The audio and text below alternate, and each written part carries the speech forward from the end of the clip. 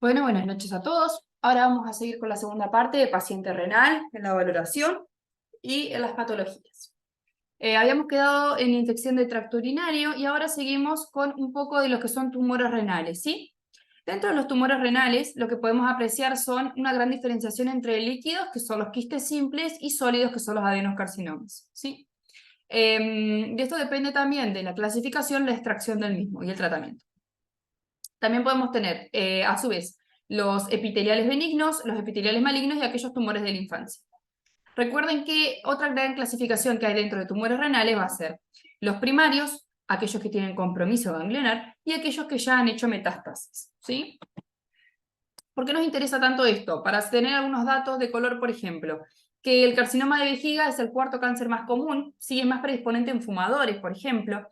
El cáncer de testículo es un tumor sólido más común entre los hombres de 20 a 35 años, ahí tienen otro factor de riesgo, por ejemplo, y es uno de los más curables también. El cáncer de próstata va a ser uno de los de la segunda causa de muerte de los hombres.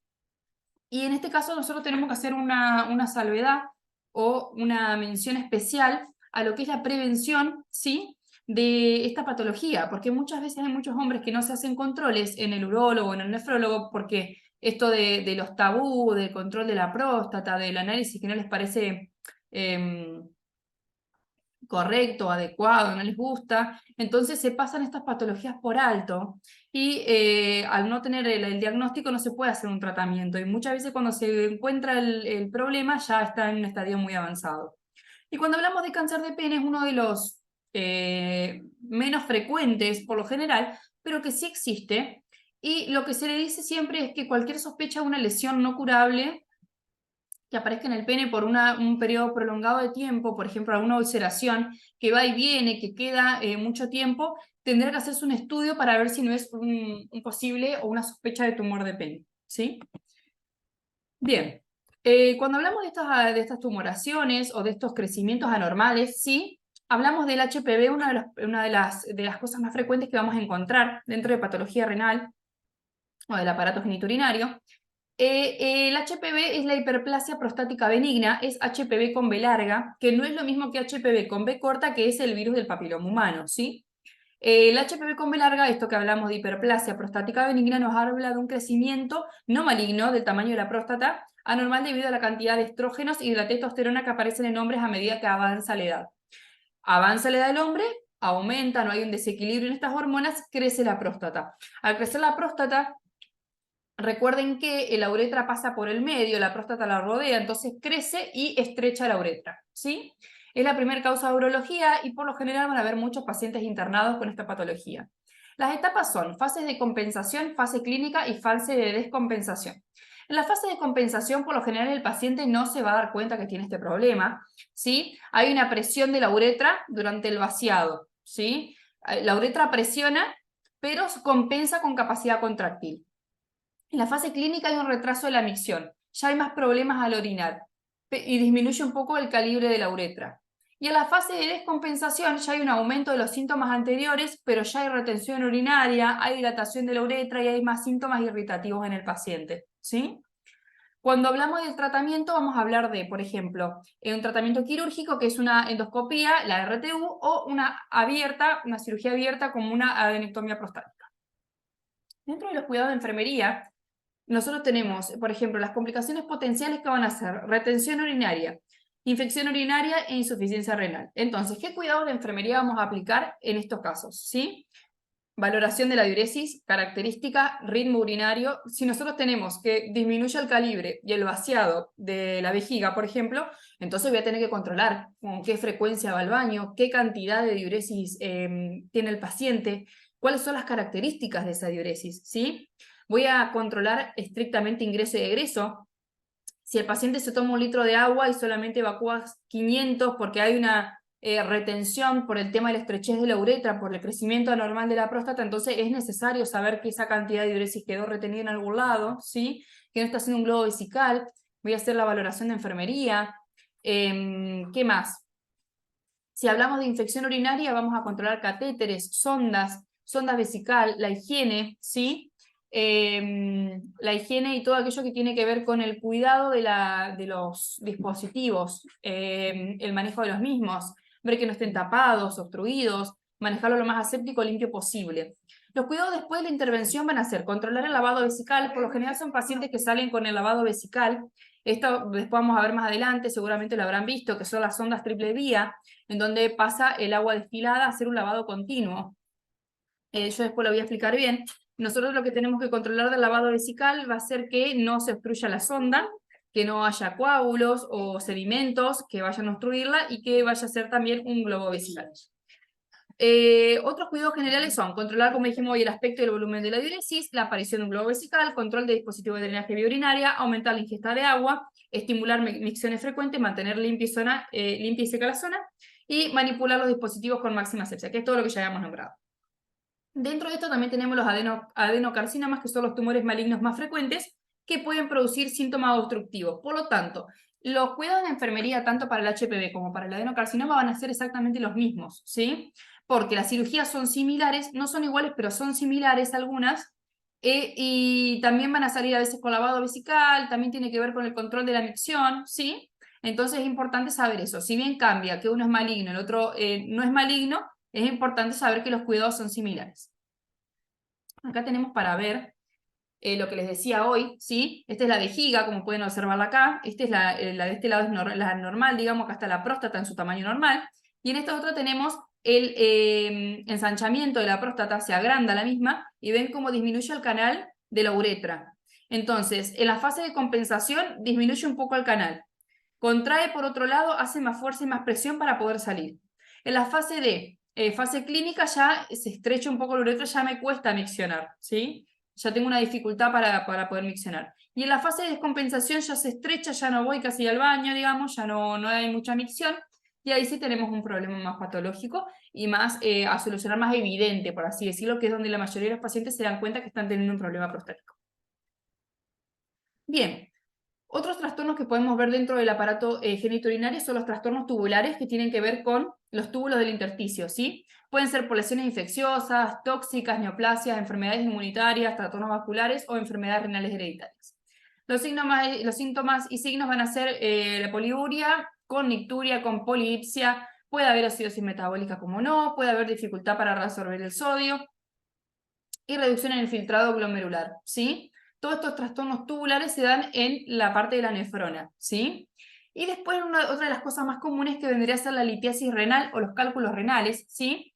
Que los cálculos renales están formados por diversas sustancias que se acumulan y forman los cálculos. Algunos son de más fácil eliminación que otros, ¿sí? La manifestación clínica más frecuente es el cólico renal, que es un dolor que no cede con el reposo. Por lo general no se lo medica con iosina, que es uno de los fármacos de preferencia para poder tratar los cólicos renales. Puede estar acompañado de vómitos, sudoración, de náuseas, ¿sí? Los cálculos se forman en el riñón y después se pueden ir desplazando dependiendo del tamaño que tengan por cualquier parte de las vías. Esto quiere decir, pueden viajar por uréteres, pueden ir hasta vejiga, pueden ser eliminados por orina si es que son pequeños. Si son más grandes no van a poder ser eliminados por orina, van a tener que recurrir a un tratamiento quirúrgico quizás. Algunos quedan obstruidos en uretra o en uréteres y pueden hacer un síntoma obstructivo, ¿sí? Una patología obstructiva, y producen dolor, pueden producir daño, inflamación, pueden producir infección por retención. Entonces es importante saber que todo depende del tamaño del cálculo, qué tan compleja va a ser la patología a resolver, ¿sí? Las intervenciones de enfermería, entonces, ¿cuáles vendrían a ser acá? Las intervenciones de enfermería tendrían que ver con, si es antes de cirugía, observar y vigilar constantemente la diuresis, que no se escape, por ejemplo, o que no salga un cálculo de algún lado y obstruya otra parte. Bueno, muchos dicen esto de colar la orina, pero no necesariamente vamos a andar colando la orina, pero sí la vamos a observar si la vaciamos en papagayo o en una jarra en busca de cálculos, a ver si los eliminó o no. Aumentar el volumen de líquido tanto orales como intravenosos según indicación médica. Administrar antiespasmótico analgésico, como decía hoy, sí, según indicación médica y según necesidad. Valorar mucho la escala del dolor en el paciente. Es un dolor muy fuerte el del cólico renal, no es un dolor para ser subestimado, ¿sí? Preparar al paciente para la urografía o la ecografía renal o la uretrocistoscopía si es que lo necesita, ¿sí? En el postoperatorio, posición semifowler, control de líquidos, control de ingreso y egreso siempre en paciente renal. Movilizar al paciente con cuidados para evitar la salida o el colapso de sondas. Cuidado con los líquidos endovenosos. Administrar medicamentos según indicación médica. Cuidados con la herida quirúrgica también. Control de signos vitales y observar signos de hemorragia. Ustedes recuerden siempre que cuando nosotros hablamos de cuidado de enfermería tenemos que ver qué es lo que tiene el paciente, ¿no? Y en qué estadio está. Si el paciente es un paciente que pasó cirugía y que tiene una herida quirúrgica, entonces voy a controlar la herida siempre. Cualquier cirugía sea, ya no estamos hablando de algo renal. ¿Tiene cirugía? Hay probabilidad de hemorragia, entonces voy a controlar la herida. El paciente es un paciente renal, entonces siempre voy a controlar balance de ingreso y egreso. Es sumamente importante ver cuánto orina el paciente, las características de la diuresis, el volumen de la misma, si tiene dificultad para miccionar. Es como la regla de oro en un paciente renal controlar esas cosas, ¿sí? Es muy importante controlar los líquidos que toma, que ingiere. Esto que le decía con anterioridad, el signo de pliegue para ver si está deshidratado o no el paciente, el signo de Godet para ver los edemas, también es muy importante. Hay algo que es la presión venosa central, ¿sí? La llamada PVC. Nosotros lo utilizamos mucho los pacientes para poder medir la cantidad de presión que ejerce la presión central, ¿sí? La presión venosa central, para ver la cantidad de líquido que corre en el espacio, en el organismo, por así decirlo, que también nos va a decir si hay una sobrecarga o si faltan más cantidad justamente de estos líquidos de hidratación en el paciente. La PVC baja, la presión venosa central baja, nos habla de que falta líquido, y la presión venosa central alta, que sobra, que hay una sobrecarga. Entonces, en el paciente renal es importante porque si me falta líquido puedo expandirlo, puedo darle que tome agua, puedo ponerle de manera endovenosa, intravenosa. Pero si me sobra líquido no le puedo pasar más, no le puedo administrar más. Tengo que tener mucho cuidado, ¿sí? Y quizás tenga que recurrir a diuréticos, quizás tenga que recurrir a otras cosas, a tener un mayor control. Por eso es muy importante tener en cuenta este parámetro que es la PVC, que vendría a ser como otro signo vital más en el paciente renal si lo tenemos disponible. Ahora, ¿por qué digo si lo tenemos disponible? Porque para poder medir presión venosa central nosotros necesitamos una vía central. La presión venosa central no se mide por vía periférica, solo por vía central, que puede ser yugular, subclavia o femoral, ¿sí? Se utiliza por lo general una regla de PVC. La regla de PVC lo que hace es justamente permitirnos medir en milímetros de agua, ¿sí? Pero también se puede medir con un transductor a través de una PAM, ¿sí? Que para ver la presión arterial media, que son esos dispositivos que nosotros que se instalan o se ponen en las arterias para ver la presión. Se conecta un cable o un macho-macho se le llama, que es el que nos permite con una llave de 3 vías hacer la medición de presión venosa central. ¿Sí? En ese caso, por ejemplo, para las vías centrales femorales utilizamos eso, cuando tenemos PAM, por ejemplo. Si no, con las vías centrales yugular o subclavia, solemos utilizar la regla de PVC. Eso para tener en cuenta, ¿sí? Sigamos.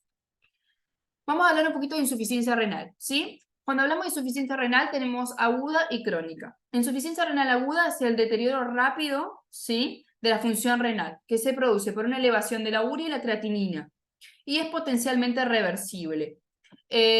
Nosotros, ¿cómo nos vamos a dar cuenta que el paciente está en falla renal? ¿Por qué? Porque justamente tiene un aumento de la urea y la creatinina en el análisis de sangre. La insuficiencia renal puede ser aguda, puede ser prerrenal, renal o posrenal, o esto que dice prerrenal intrínseca o posrenal, ¿sí? Por lo general puede resolverse fácil la insuficiencia renal aguda, pero muchas veces se complica y se vuelve crónica, dependiendo qué estadio tenemos, ¿no? Por ejemplo, prerrenal. El 60% de los casos son prerrenal y tienen que ver con hipovolemia, ¿sí? Con un caudal cardíaco bajo, con volumen circundante bajo, con insuficiencia cardíaca, insuficiencia hepática, con fallo de la regulación renal, con alguna medicación que haya tomado el paciente, por ejemplo.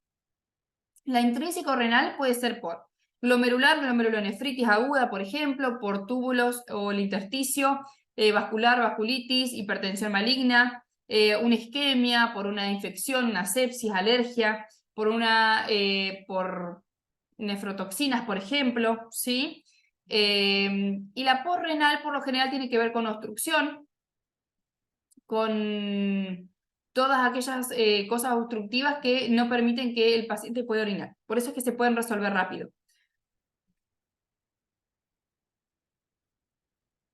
Las complicaciones que tenemos en la insuficiencia renal aguda son la sobrecarga de volumen, la hiperpotasemia, hiperuricemia, hiponatremia, hipermagnesemia, anemia y prolongación del tiempo de coagulación, ¿sí?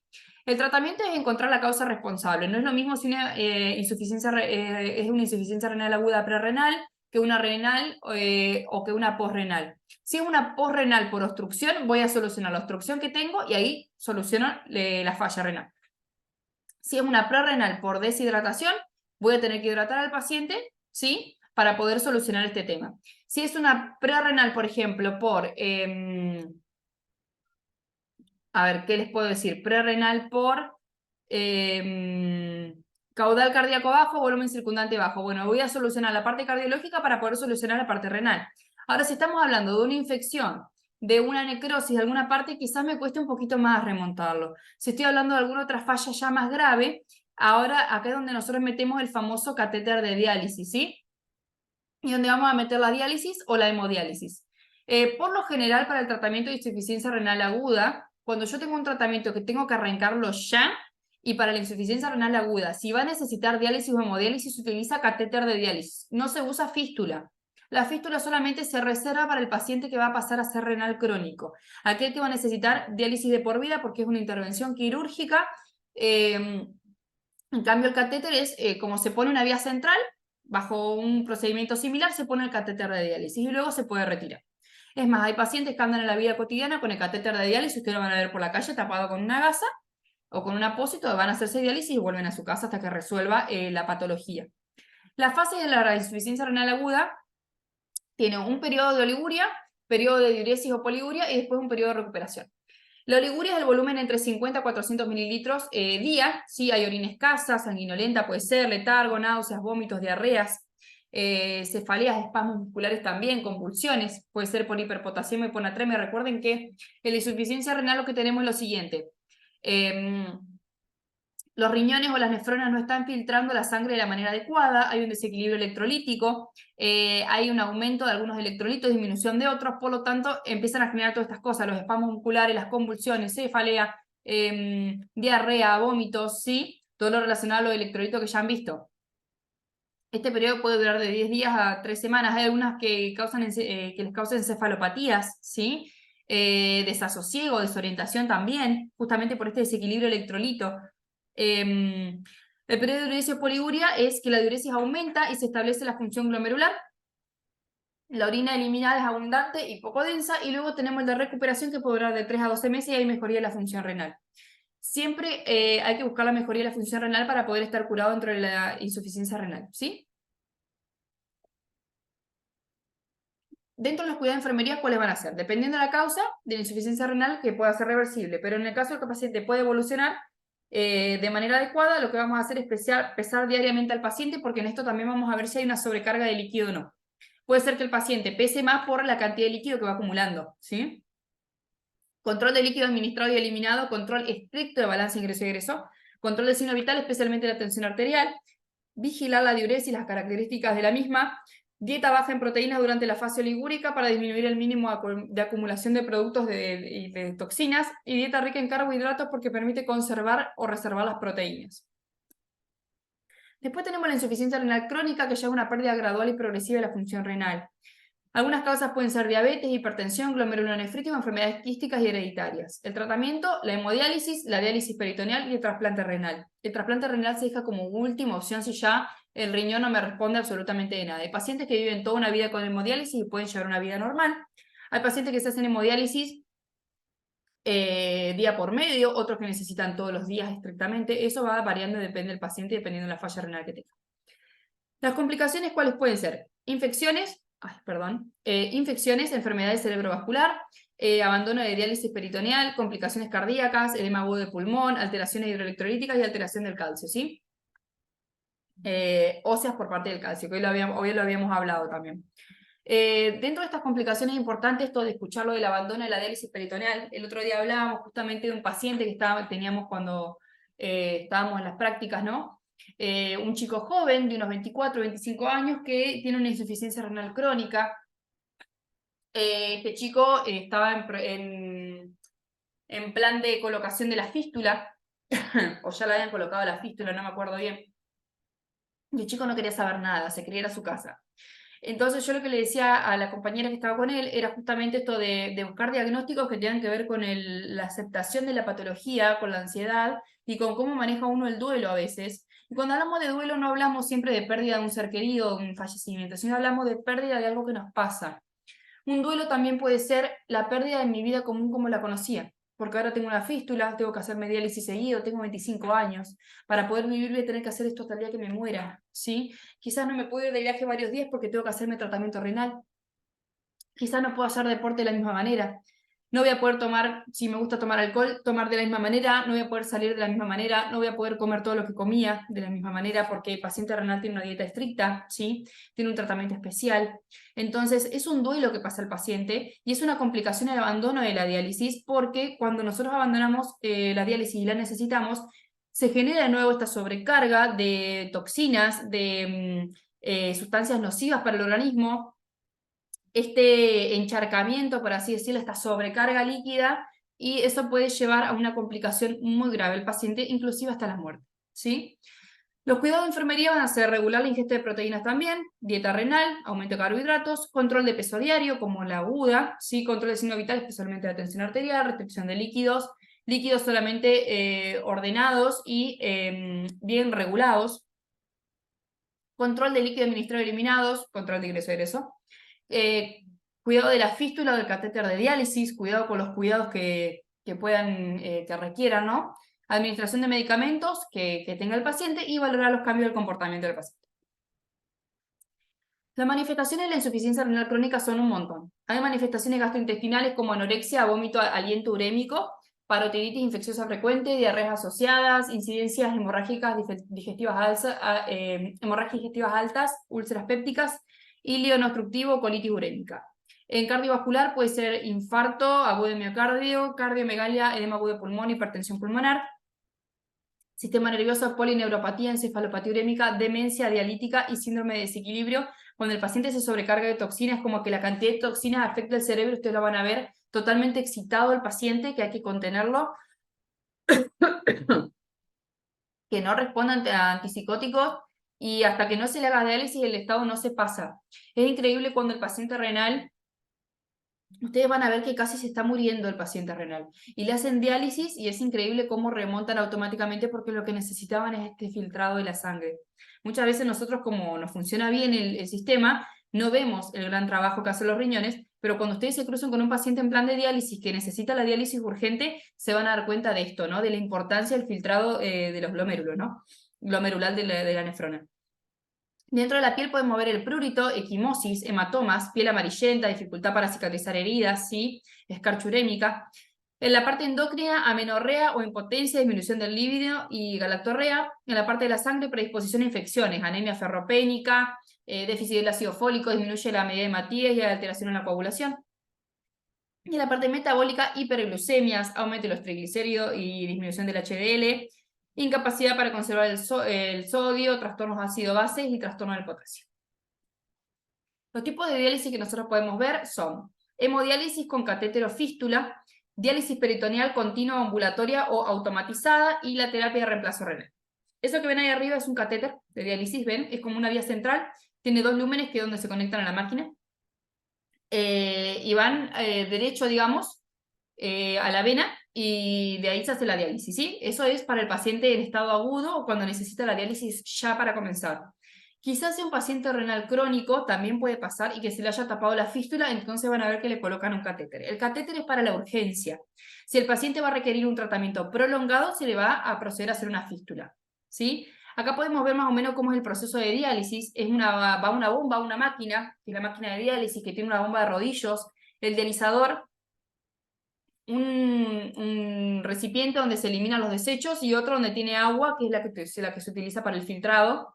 Entonces, por un lado, lo que hace es, entra todo este líquido para limpiar la sangre a través del rodillo. En el rodillo se produce todo este traspaso. La sangre se filtra, los desechos salen y la misma sangre del paciente limpia vuelve a entrar al órgano.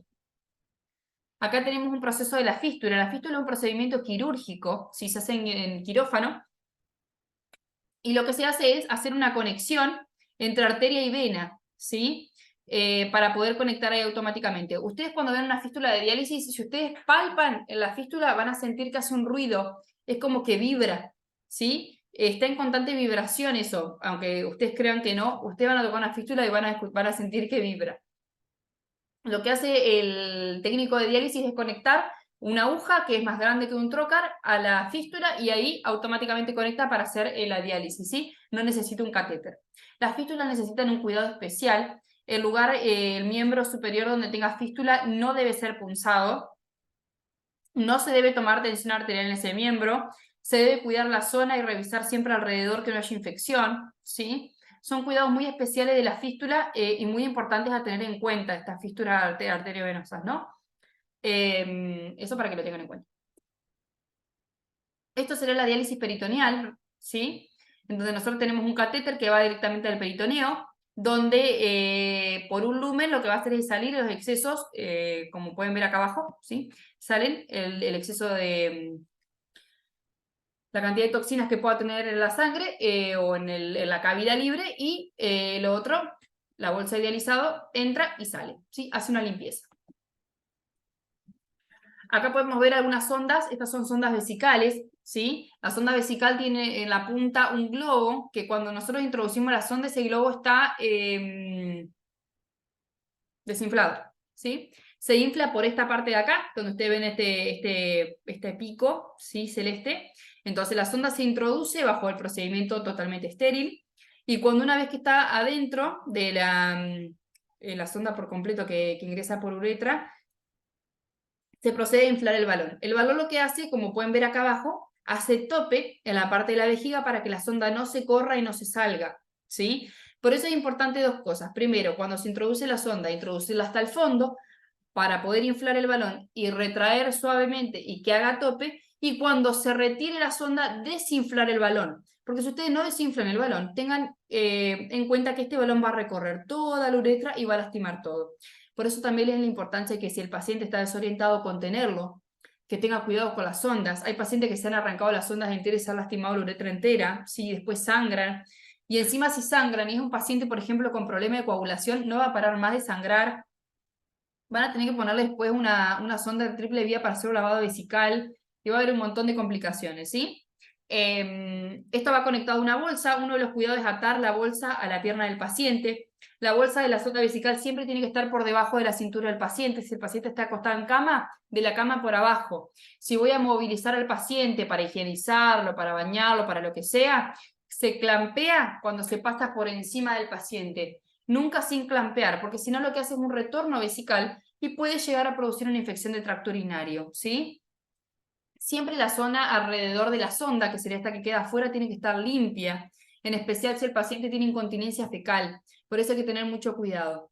De este lado pueden ver, yo le puse distintos tipos de sonda que tienen, ¿sí? La más común que nosotros usamos es la Foley, que la van a ver acá, que es de doble o triple vía, y vienen graduadas. El color por lo general tiene que ver con los French, este es 18 French, la que tiene el piquito naranja, que van a ver esta gomita naranja, es la de 16, y así van graduados con color y con calibre. De la 18 vendría a ser más grande que la 16, y así sucesivamente. La 14 es más chica, y va bajando, y hacia arriba la 20 es un calibre más grueso, ¿sí? Para que lo tengan en cuenta. Porque recuerden que cuando hablamos de AVOCAT es al revés. Bueno, en este caso no, en este caso sí es por número, de mayor a menor. Acá tenemos para ver la de 2 vías que le dije, la de 3 vías. La de 2 vías por una vía. La de la gomita es donde se infla el balón. Y la que no tiene gomita es donde se conecta la bolsa colectora. La de 3 vías va a ser la de gomita, la de gomita es siempre donde se infla el balón. La otra que queda libre donde se va a conectar para el lavado vesical y la otra la va conectada a la bolsa, ¿sí? Acá tienen, por ejemplo, un ejemplo, ¿no? Este es el lavado vesical, la bolsa de irrigación. El goteo, que nosotros tenemos que calcular, va puesto justamente para entrar a vejiga, lavar vejiga y sale a la bolsa, ¿sí? Y en la bolsa colectamos. ¿Cuáles son los cuidados dentro del lavado vesical? Recuerden siempre que tiene que ser los cuidados de sonda, por debajo del paciente, lavado vesical, por lo general, si yo puedo tener un control de cuánto le estoy ingresando al paciente, es lo ideal. Si podemos ponerlo por una bomba, porque tenemos bomba en el servicio, se pone, y si no, se trata de regular el goteo, excepto que sea para lavar coágulos rápidos en un paciente postquirúrgico inmediato, ¿no? ¿Por qué? Porque si yo no sé cuánto le estoy ingresando de volumen al paciente, y el paciente es un paciente renal, yo no sé si el paciente está orinando o no. Si yo al paciente le ingreso, por ejemplo, 500 mililitros de agua destilada, y cuando voy a volcar la bolsa, el paciente tiene 600 mililitros, supóngale que le ingresé 500 mililitros en una hora. Y fui a la hora a volcar la diuresis y tiene 600. Entonces, si yo lo descuento esos 500, solamente orinó 100. Pero si yo no sé cuánto le pasé en una hora de mililitros y después cuento y no sé cuánto orina, no orina, quizá el paciente está entrando en una anuria y yo nunca me enteré. ¿Se entiende? Por eso es importante el control de balance estricto de diuresis y saber cuánto le estoy ingresando al paciente y cuánto estoy sacando del paciente. Eso téngalo en cuenta. Otro cuidado al lavado es que no se obstruya la sonda. Muchas veces tienen coágulos y los coágulos tapan la sonda. Entonces es necesario que el lavado a veces sea continuo y rápido para que no se tape. El famoso ordeñar la sonda también es importante. Hay otros lavados que se hacen manuales con las jeringas de pico de agua destilada con un procedimiento estéril.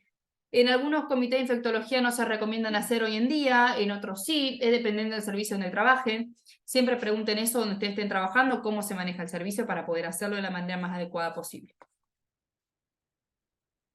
Algunos cuidados para el catéter vesical. Acá podemos ver dos tipos de catéter, ¿no? Uno que es el que va, la sonda común, y otro, la citostomía que vemos acá, ¿sí? Observar periódicamente la permeabilidad de la sonda. Siempre que tengamos paciente con sonda hay que observar que esté permeable. Fijar el tubo del drenaje a la pierna del paciente con una cinta para que no se mueva mucho o evitar tirones. Siempre con que le quede un tramo para que pueda moverse bien.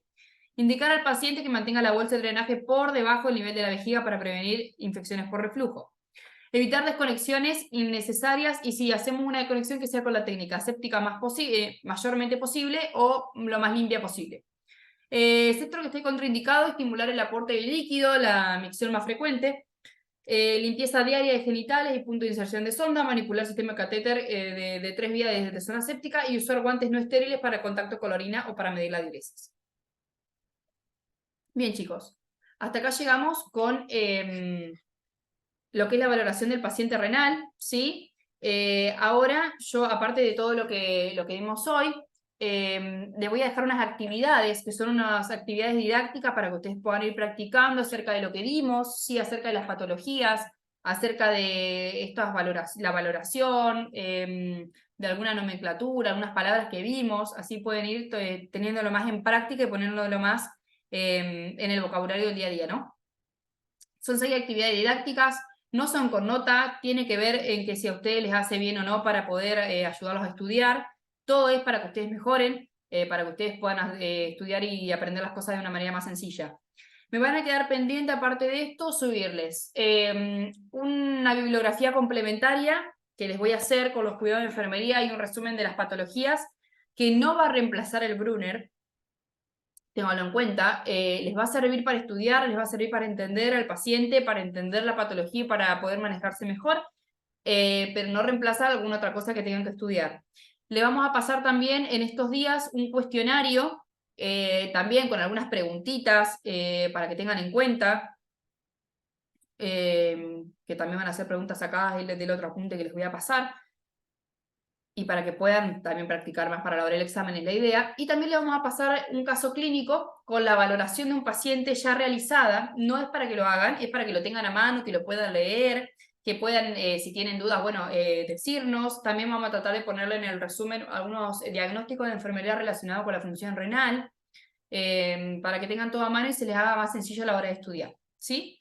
Cualquier duda que tengan, nos las hacen llegar, así podemos solucionarlas. Espero que hayan podido comprender todo lo que es el paciente renal. Recuerden siempre que para relacionar cuidado, enfermería y diagnóstico tengo que ver la patología del paciente y la sintomatología que tiene. Y muy importante que esto de la valoración de la diuresis, de edema y de hidratación, lo hagamos en general para todo tipo de paciente que tengamos y no solamente para los pacientes renales. Les mando un saludo y un abrazo enorme.